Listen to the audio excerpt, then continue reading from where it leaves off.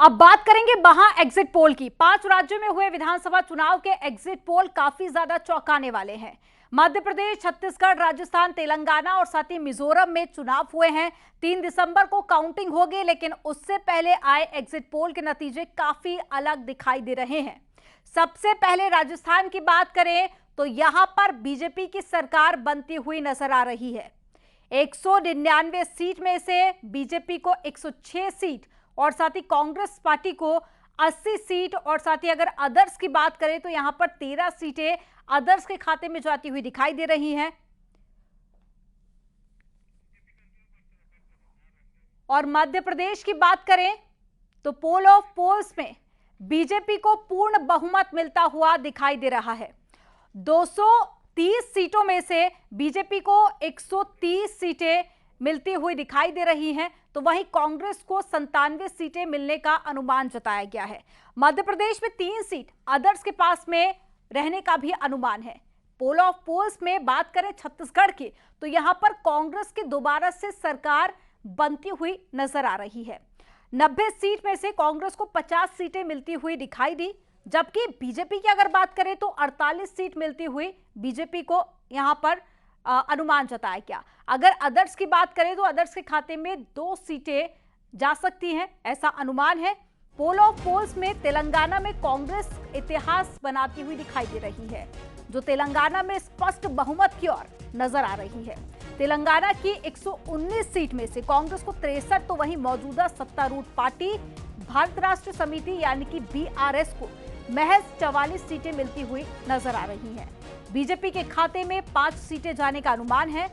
Pole of poles में मिजोरम की बात की जाए तो यहां पर बीजेपी को मात्र 1 और कांग्रेस को 7 सीट मिलती हुई दिखाई दे रही है। वहीं सत्तारूढ़ पार्टी एमएनएफ एक बार फिर से सबसे बड़ी पार्टी बनती हुई दिखाई दे रही है। ये वहां की रीजनल पार्टी है। इसके खाते में 17 सीटें जाने का अनुमान है। तो 5 राज्यों के एग्जिट पोल क्या है उसको लेकर हम आपको बता रहे हैं कि एग्जिट पोल क्या कहता है। हालांकि जो नतीजे हैं वो आएंगे 3 दिसंबर को। तो 5 राज्य के महा एग्जिट पोल को लेकर अब प्रतिक्रियाएं भी आपको दिखाएंगे। तो आपको बता दें कि डिप्टी सीएम ब्रजेश पाठक ने यह दावा किया है कि बीजेपी 5 राज्यों में सरकार बनाने जा रही है। यूपी सरकार में मंत्री और बाकी नेताओं ने भी बीजेपी की जीत का दावा किया है और उनकी तरफ से अपनी अपनी पार्टी की जीत की बात कही जा रही है। क्या कुछ कहा है वो आपको सुनाते हैं।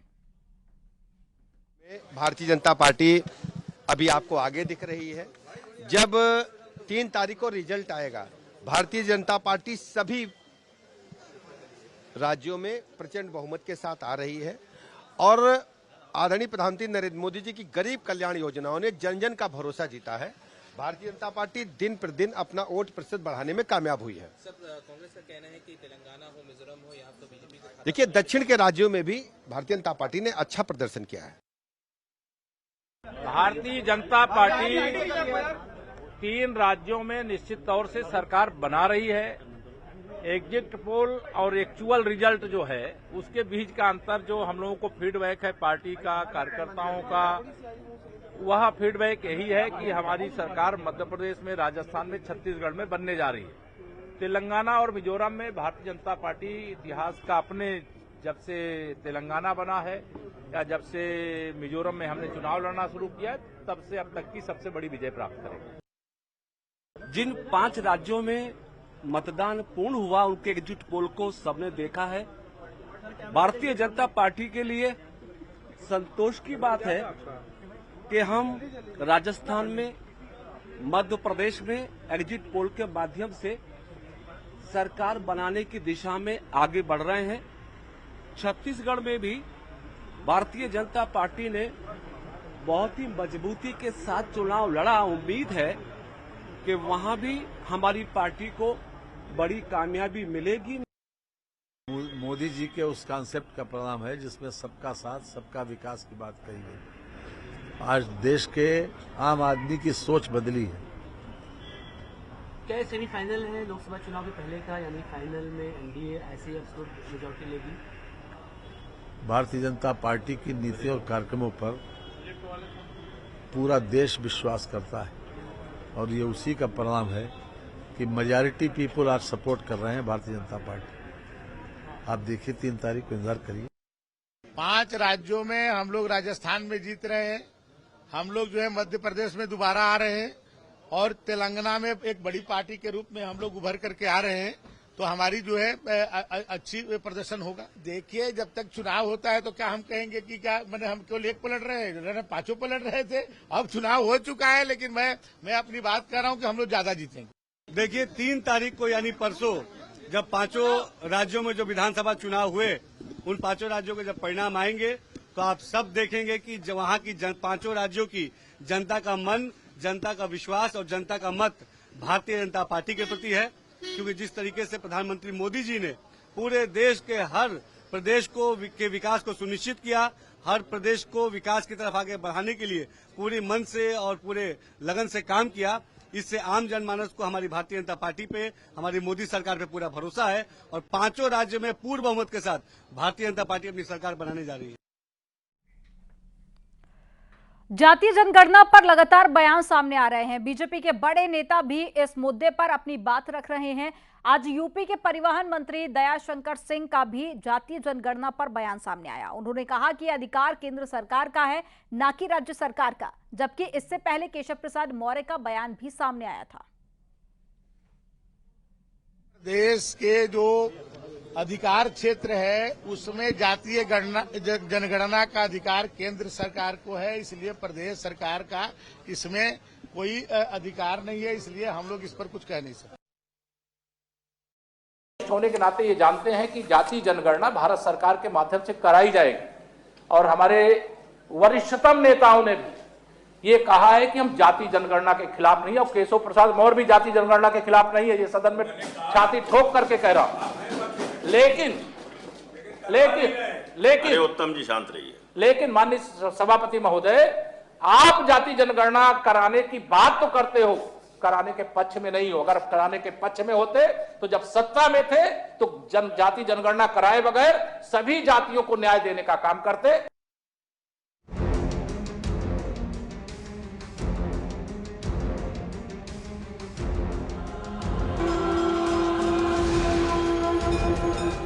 उत्तर प्रदेश में एक बार फिर हिंदुओं को बांटने की साजिश हो रही है। जाति धर्म वाली सियासत हावी हो रही है, जिसकी नींव बिहार में पड़ी तो शोर उत्तर प्रदेश तक सुनाई देने लगा और सदन में भी समाजवादी पार्टी ने मुद्दे को उछाल दिया। मुझे खुशी इस बात की कि देश के बहुत सारे राजनीतिक दल जाति जनगणना के पक्ष में खुल करके सामने आए हैं और जाति जनगणना के बिना सामाजिक न्याय संभव नहीं है।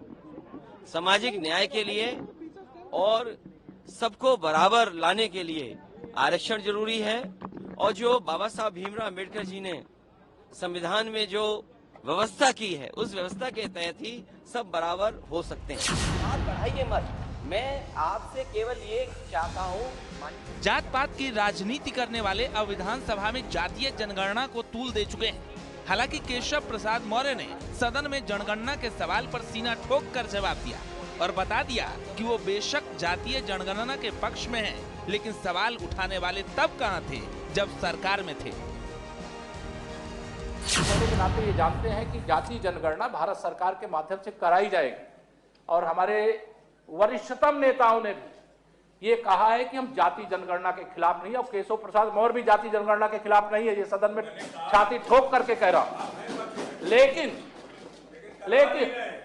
उत्तम जी शांत रहिए। लेकिन माननीय सभापति महोदय, आप जातीय जनगणना कराने की बात तो करते हो, कराने के पक्ष में नहीं हो। अगर कराने के पक्ष में होते तो जब सत्ता में थे तो जातीय जनगणना कराए बगैर सभी जातियों को न्याय देने का काम करते। देखिए, पूरी तरीके से समाजवादी पार्टी जातीय गणना के पक्ष में है और हम तो चाहेंगे जितने भी भारतीय जनता पार्टी में पिछड़े वर्ग के जितने भी विधायक हैं, एमएलसी जितने भी हैं, वो जातीय गणना के लिए मना करें कि नहीं करा पाएंगे।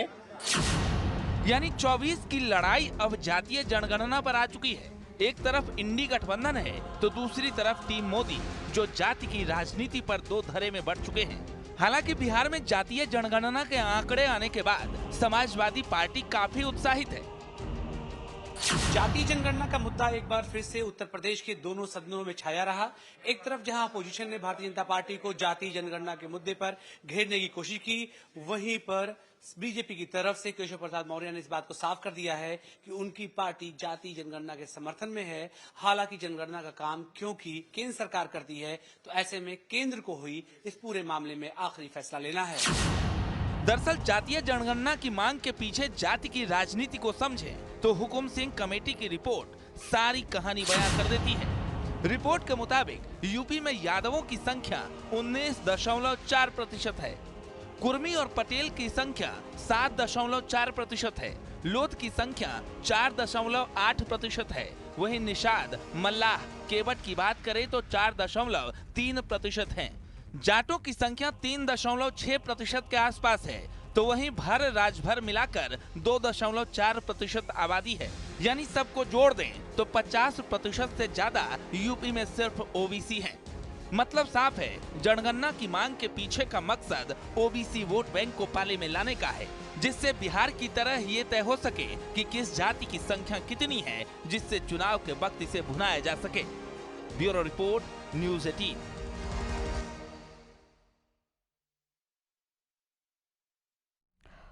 उत्तरकाशी टनल में फंसा मजदूर हिमाचल प्रदेश के मंडी जिले स्थित अपने घर बंगोट पहुंचा तो परिवार के सदस्य, रिश्तेदारों और साथ ही गांव वासियों ने फूल मालाओं से स्वागत किया। सीएम योगी ने लखनऊ में अपने आवास पर उत्तरकाशी टनल से बाहर निकले मजदूरों से मुलाकात की। उस दौरान की तस्वीरें आपको दिखा रहे हैं। मजदूरों ने टनल में 17 दिन की कहानी सुनाई, साथ ही बताया कि वह इन 17 दिनों में इन लोगों ने क्या क्या परेशानियों का सामना करा और मजदूरों ने हालात का लगातार अपडेट लेते रहने के लिए प्रधानमंत्री मोदी को भी धन्यवाद दिया। और मैं सर बाहर भी आ रहा था सर, मैं 400 मीटर सर पीछे था। जब आवाज़ आया तो सर जो ऑक्सीजन की पाइप जाती है, एक डाक पाइप बोला जाता है सर, तो मैं सोचा शायद वो डैमेज हो गया। और मैं सर जब वहाँ पर गया तो मेरे सामने सर वो सर मलबा आ रहा है सर, तो मुझे थोड़ा सा जगह मिला जाने के लिए सर कि हम लोग 2 दिन सर 3 दिन सर बिना ऑक्सीजन के भी रह सकते थे।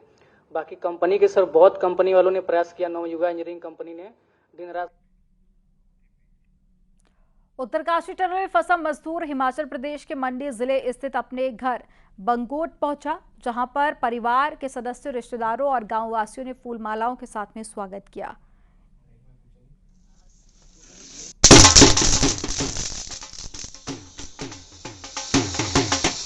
इस दौरान ढोल भी बजाए गए, साथ ही आतिशबाजी भी की गई। और ये उस दौरान की तस्वीरें आप देखिए, जब मजदूर अपने घर पहुंचा तो न सिर्फ घर वाले बल्कि जो आसपास के रहने वाले रिश्तेदार और साथ ही जो पड़ोसी थे वो भी पहुंचे और स्वागत किया गया। ये स्वागत के दौरान की ही तस्वीरें हम आपको दिखा रहे हैं।